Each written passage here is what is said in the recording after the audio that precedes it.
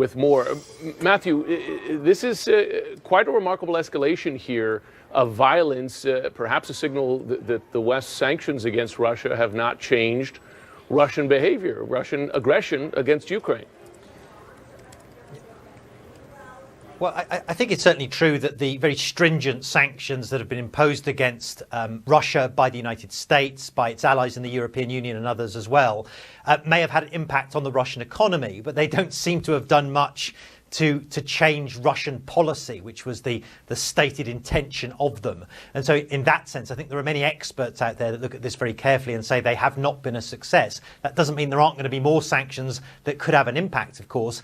And it's exactly this kind of escalation, this kind of tension as it bubbles into actual violence that may provoke a much stronger reaction from the international community. What's taken place over the last 24 hours or so, the Ukrainian Navy say at least 6 of its sailors were injured when Russia opened fire on 3 of its vessels in the Kerch Strait, which is a very narrow stretch of water that exists between the Russian mainland and the Crimean Peninsula, which it annexed in 2014. Russia now controls that strait, which is, gives access to the Sea of Azov, which is important for Ukraine because it's got a couple of important commercial ports there. So basically, over the past several months, US officials and of course the Ukrainians have been accusing Russia of interfering with international shipping, with preventing Ukrainian vessels getting into ports in the Sea of Azov by disrupting them. And this is the latest culmination of that. And it could escalate further, Jim.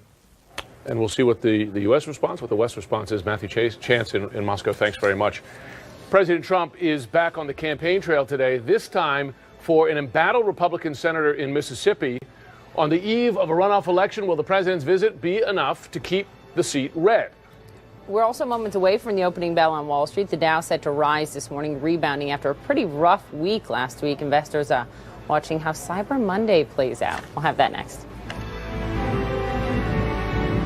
Before the Bell is brought to you by E-Trade, the original place to invest online. And go to CNN.com/beforethebell.